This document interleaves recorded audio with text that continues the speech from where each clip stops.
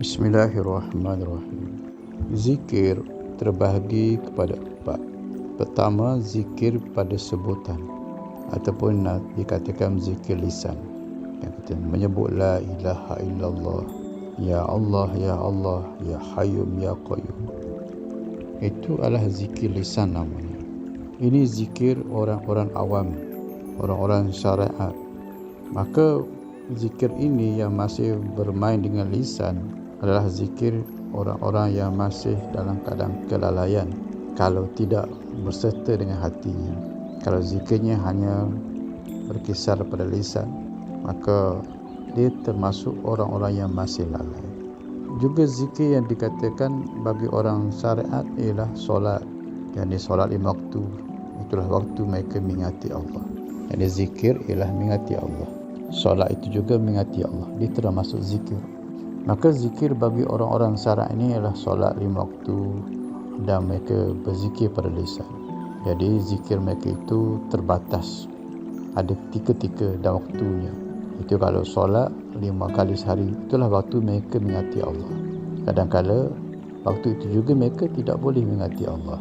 Jadi bila kita berada dalam perjalanan orang-orang awam ini, orang syariat inilah kedudukan kita lah orang yang lalai, ghaflah. Banyak kita mengingati hal lain daripada Allah Subhanahu Wa Taala. Justru itu kasih sayang Tuhan dijadikan solat 5 waktu agar tidak terlalu lalai hambanya ada saat dia mengingati Allah.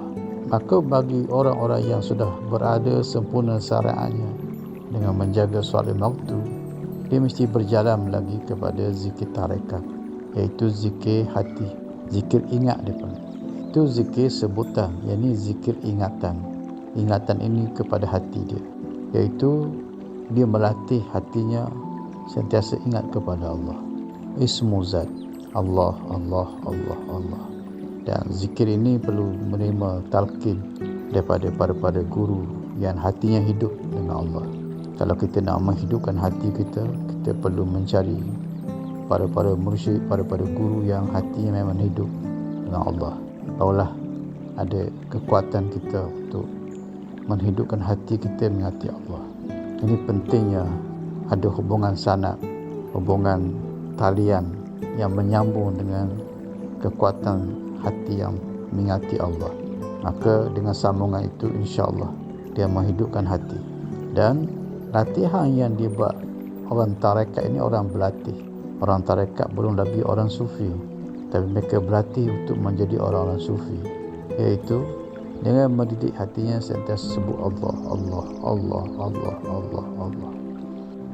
Dengan latihan yang bertalu-talu mereka berzikir itu tanpa henti-henti, sehingga hati dia hidup dengan Allah. Walaupun mereka berada dalam keadaan apa juga, hatinya sentiasa ingat kepada Allah. Berbunyi ismu zat itu Allah, Allah dalam kalbunya. Daripada hati yang ingat ini, dia berpindah kepada satu zikir lagi, ingatan dalam bentuk perasaan ataupun zauki, tidak lagi dalam bentuk sebutan. Maka ini dipanggil zikir orang-orang hakikat, iaitu merasai ma'iyah, kebersamaan dengan Allah, ataupun aqrabiyah, merasai kedekatan dengan Allah, ataupun hatinya merasai Allah, melihatnya dalam keadaan apapun yang dilakukan. Jadi merasai kebersamaan ini adalah merupakan zikir yang mencapai, yang memiliki kemanisan dan kenikmatan. Dia menyebut nama Allah tapi memiliki rasa cinta, rasa ma'iyah, kebersamaan, rasa aqrabiyah. Bukan sekadar lagi ingatan Allah, tapi dalam bentuk rasa. Jadi ini orang ini sudah mencapai tingkatan yang dekat dengan Allah, di mana kelalaiannya sedikit, ingatan lebih banyak kepada Allah. Begitu juga orang zikir tarekat tadi, mereka dah berlatih mengingati Allah sehinggalah kepada zikir ma'iyah, zikir zauki, perasaan, rasa. Jadi zikir ini insya-Allah menjadikan seorang itu dalam kenikmatan dengan Allah, dan zikir ini akan bawa dia khusyuk dalam ibadah, lazat dalam ibadah, dalam zikir, dalam baca Quran, dalam apa juga dilakukan akan hadirnya rasa khusyuk dengan Tuhan, rasa kemanisan dan kenikmatan. Kemudian daripada zikir zauki ini, zikir dalam bentuk rasa ini menuju kepada zikir yang tertinggi sekali, iaitu zikir syuhud ataupun zikir memandang. Jadi tidak ada lagi baginya menyebut Allah, Allah. Itu sudah hilang raih dalam rasa, dalam rindu. Sebagaimana kita ingat kepada ibu kita, tidak lagi dia menyebut ibu-ibu, tapi sudah berada dalam rasa, ingatan itu dalam bentuk perasaan. Nama ibu raih dalam rasa itu. Dan yang keempat ialah menuju kepada memandang. Allah membuka, memberi cahaya hati ke dalam kalbunya, sehinggalah dia dapat memandang kepada Allah dalam apa jua yang dilihatnya di alam ini dan pada dirinya. Dan pandangan itu dia terbahagi kepada empat. Dan pandangan itu dia terbahagi kepada empat. Pertama, memandang akan af'alnya. Allah membuka penglihatan batinnya, menyaksikan apa jua yang dilihatnya. Itulah af'alnya. Dia melihat dirinya, melihat alam. Dia menyaksikan segalanya af'alnya. Itu adalah kurniaan Allah. Allah yang membuka pada batinnya, menyaksikan af'alnya. Kalau Allah tidak membukanya, dia tidak akan dapat melihatnya. Dia akan melihat alam ini alam. Dia akan melihat segala apa di hadapannya, makan dan minumnya, dah makan minumnya. Tetapi bila Allah membuka akan af'alnya, maka dia dapat melihat segala perbuatannya, segala apa yang di sisinya lah af'al Allah. Kemudian Allah mengangkat lagi darjatnya, sehingga Allah menyaksikan, memberi kurniaannya untuk dapat memandang apa jua di alam ini dan pada dirinya adalah merupakan semuanya asma-asma Allah, nama-namanya. Maka dapatlah dia menyaksikan dan menikmati akan asma-asma Allah itu dalam bentuk syuhudi. Dan kadang-kadang Allah beri 3 nama, 1 nama cukup sudah, tenggelam di dalam nama tersebut.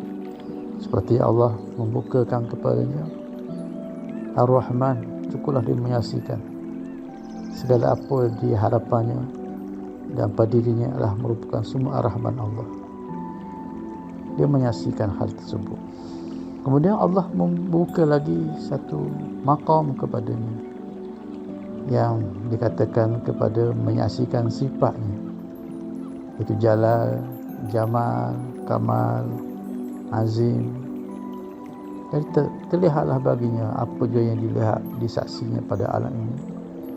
Dia melihat kepada sifat Kamal Allah, kesempurnaan Allah, ataupun sifat Jamal Allah, ataupun sifat Jalal Allah, ataupun sifat Azim Allah, kemuliaan Allah. Kemudian lagi kemuncaknya yang tertinggi yang dibuka lagi Allah. Allah menjadikan dia dapat menyaksikan zat Allah. Iaitu bukan zat dalam bentuk yang hakikat, tapi ialah merupakan zat tajalli, iaitu zat ini dirinya. Dia menyaksikan wujud Allah. Apapun yang dipandang di alam ini, dia menyaksikan bahawasanya dia menunjukkan kepada wujud Allah, bahawasanya keberadaan Allah itu. Tanpa Allah tidak akan wujud alam ini. Tanpa Allah tidak wujud air di hadapannya, makan dan minum. Jadi apa yang dipandangnya, dia menyaksikan semua itu menunjukkan kepada kewujudan Allah. Dia menyaksikan diri dia adalah menunjukkan pada wujud Allah. Sehingga kadang-kadang cahaya menunjukkan pada wujud Allah itu begitu hebat, membawa dia raih melihat pada wujud dirinya, wujud alam. Maka timbullah kata perkataan-perkataan, aku melihat Allah di mana jua. Sedangkan apa yang dilihat itu hanyalah pohon kayu. Cuma dia melihat di sebalik pohon kayu itulah wujud Allah yang mewujudkan segala-galanya. Jadi terhilang yang diwujudkan, mereka melihat yang mewujudkan saja. Yang terwujud hilang, tapi yang mewujudkan itu nyata. Jadi bila dalam kesedaran biasa, kita hanya melihat yang terwujud dan raih yang mewujudkannya. Namun dalam keadaan sinar yang dibukakan secara kuat di dalam kalbu kita, maka dapat menyaksikan yang mewujudkan itu lebih nyata daripada yang terwujud ini. Maka itu dikatakan fana. Ini yang dikatakan hakikat zikir, yang dikatakan zikir bagi orang-orang ma'rifatullah. Jadi bila Allah anugerahkan seorang zikir ini, orang ini tidak terlalai. Kalau terlalai pun hanyalah bagaikan awan melindungi matahari ketika-ketika. Tapi bila awan itu berlari, maka matahari kembali memancar. Ya, manusia ini akan berlaku kelemahan. Ada ketika dia terlalai, tapi terlalainya sedikit, banyak yang lebih pada ingatan. Kalau orang syariat, lalainya lebih banyak dan ingatan tu sedikit. Kalau orang tarekat, lalai ingat kerana dia berlatih untuk mengingati Allah. Bagi orang hakikat, ingatannya kepada Allah sudah mencapai lebih bagus, lebih baik, kerana dia sudah merasai kebersamaan dengan Allah. Namun dia perlu dipertingkatkan lagi kepada penyaksian memandang, agar dia tidak lagi syirik dalam apa juga keadaan. Dia makan, dia minum, dia apa saja apa yang dia buat, dia tidak melihat lagi apa di hadapan itu memberi kesan kepadanya, melainkan hanya dia bersyariat. Yang kenyangkan dia Allah, yang hilang dagakan dia Allah. Bukan lagi itikadi, bukan lagi tauhid itikadi, tapi tauhid memandang. Memang dia betul-betul menyaksikan apa pun yang berlaku pada dia adalah Allah, dan makhluk hanyalah asbab dan musabab saja. Dan itu dia menyaksikan. Maka orang-orang ini, walaupun dilihat baik itu mengambil syariat, mengambil asbab-asbab, tapi hatinya langsung tidak menyaksikan pada asbab itu. Dia hanya menyaksikan Allah juga. Apa asbab yang digunakan, dia hanya menyaksikan Allah juga. Tenggelam asbab-asbab tersebut. Itu yang dikatakan orang yang mencapai tauhid hakiki ini, dia hanya menangkul Allahu ahad, segalanya ahadiyah, segalanya memandang pada tajalli zat ahadiyah semata-mata. Maka asbab, hukum asbab itu ghaib, walaupun dia mengambil hukum asbab itu, namun dia menyaksikan Allah juga. Wallahu a'lam. Moga-moga dapat dipahami.